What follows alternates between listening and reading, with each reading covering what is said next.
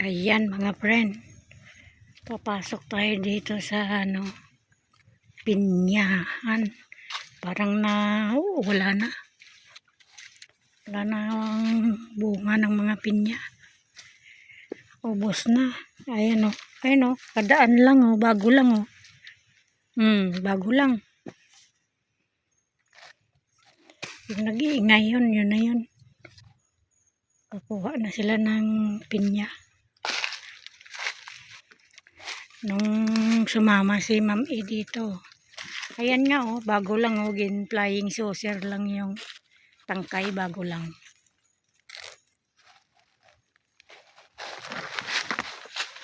Flying saucer lang nila.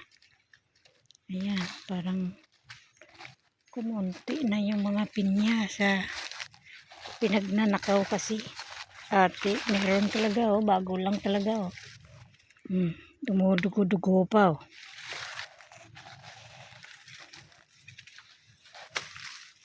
Tingnan nyo naman yung mga daan-daan ng mga pumapasok dito at saka nagnanakaw ng pinya.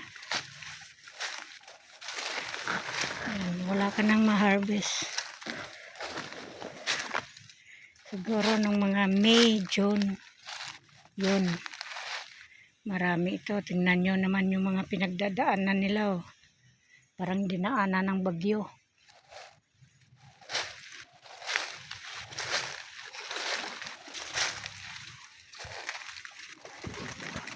Wala talagang natira na mga bunga na ng pinya.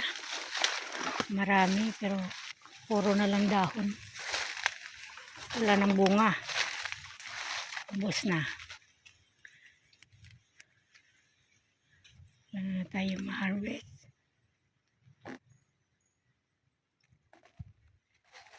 Nung sumama si Ma'am E dito, may na-harvest pa kami noon.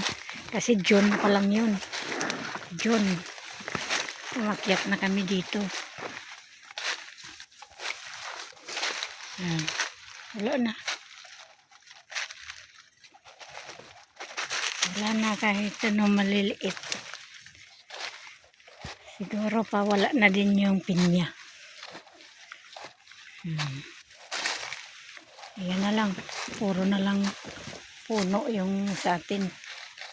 Saka yun oh, mga pinya pa din yun nandun oh. Yung mga dumadaan dito, yan na. Kung ako lang gusto ko ipasara ito dito. Kasi dito talaga sila dumaan sa gitna ng pinyahan. Ayan oh.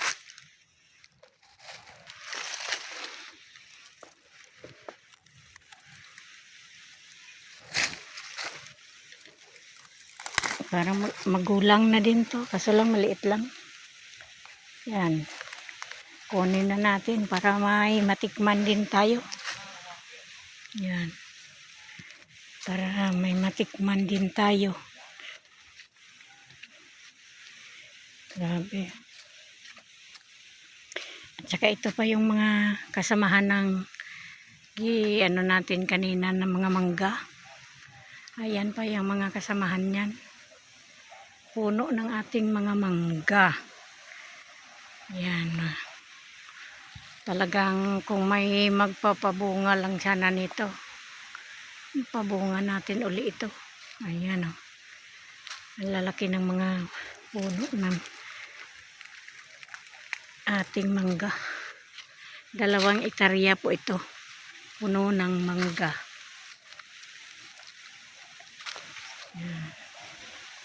Ayan o. Tingnan nyo naman. Ang lalaki ng mga puno. Ito ang gandang puno. Yan. Ganda ng mga hugis nila. Kapag parang abaniko ba, pamaypay. Yan o. Ayan ang ganda. Ang laki ng puno na yan o. Yan ang pinakamaraming bunga at saka mga ito. Nung pinabunga namin noon. Yun. Wala lang kasi kaming budget na magpapabunga. Kaya hindi namin masyado na alagaan. Hanggang doon yan sa dulo, mga friend. Yan ang ating manggahan. Ayan o. Hanggang doon pa yan sa dulo. Ginawa kasi nila itong daanan. Dati wala yun, walang daanan dito. Yan na hindi nawawala yung mga bunga ng pinya ngayon. Ginawa nilang daanan sa pinakagitna. Ayan o. Lahat yan, mga mangga pa natin yan, mga friend. Ayan. Mga marami lang kasing masukal lang kasi maraming nagatumutubo na maliliit na puno dito sa ilalim. Ayan o. Palusong yan papuntang Sapa ang daanan. Hanggang doon sa Sapa yan ang ating loti. Yan. Hanggang doon sa Sapa.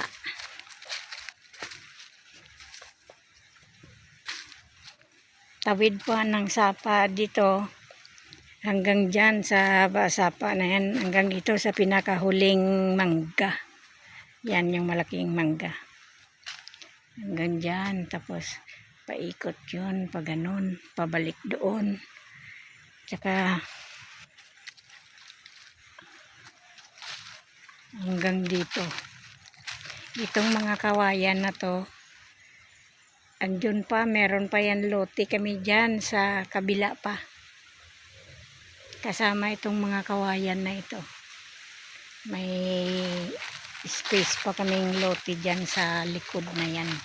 Sapa yan, tatawid ka pa sa Sapa. Tapos may space pa doon na parang kalahating tarya pa yata ang naandyan.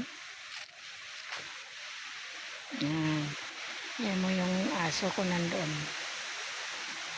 Hanggang dito sa puno ng mangga na ito, hanggang dito yung lote.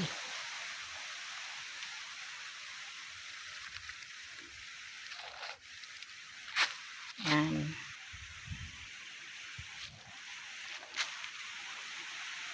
Ayan mga friend, ang ganda ng ating attire.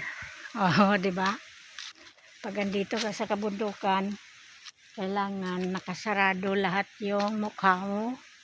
Parang nakikita ko kasi may bunga yung mangga nagalaglag. Kaya napatingala ako, tingnan ko. Ayan o.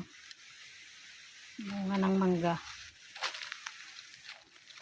Nagbunga kasi yung mangga ng pa ilan-ilan. Sabi ng mga kapitbahay, may mga bunga daw yung mangga. Tapos may nangunguha na raw. Ang dami na nilang nakuha. Ayan o. Si Buswaki. Yan.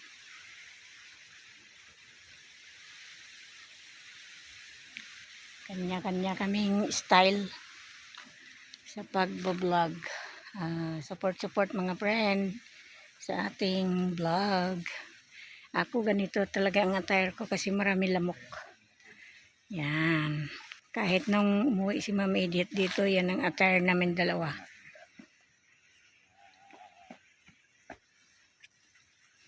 Kung magkaroon ng ganitong panglaw, ganitong klase, ay comment lang po. Kasi mga friend, yan na. Pinagano yung mga dumadaan dito at nakikita yung bunga ng pinya. Tingnan nyo. Hagis-hagis na lang kung saan-saan yung tangkay ng pinya. Kaya kakabisit pag inisip mo lang. Kaso wala tayong magawa. Kasi nga, hindi man natin tumabantayan ng maigi. Kaya malayo man to sa atin. Oh.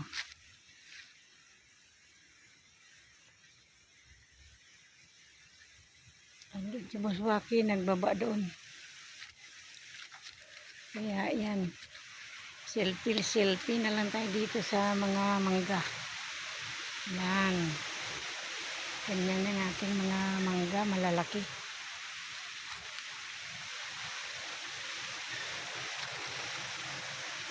Malalaking puno ng mangga.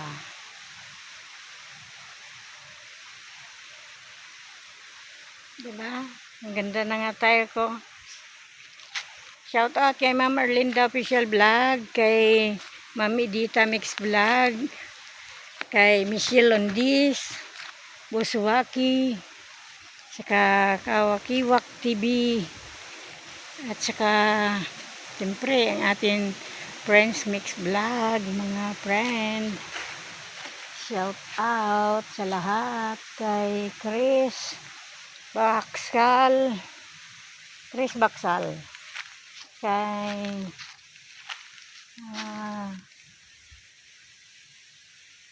Magdalena Negro. Shout out sa inyo, Chris, at saka Magdalena.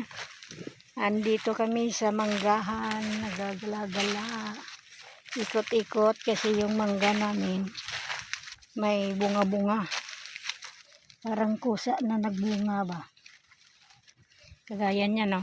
Oh, yan, nalaglag. May isa pa eh. Oh, ang gaganda, oh. Palaglag, pero hindi ko makita yung bunga, siguro sa mga dulo, kaya nagalaglag lang sila.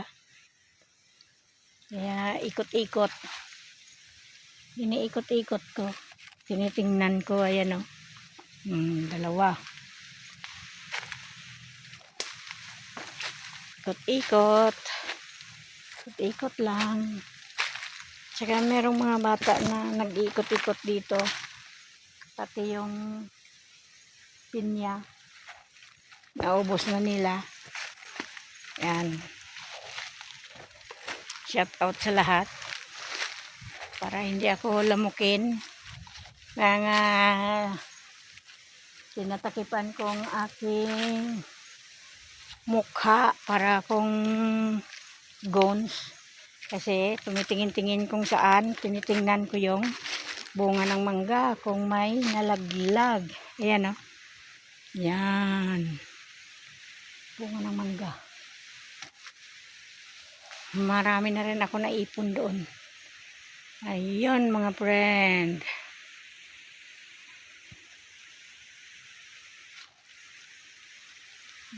Mangga-mangga natin.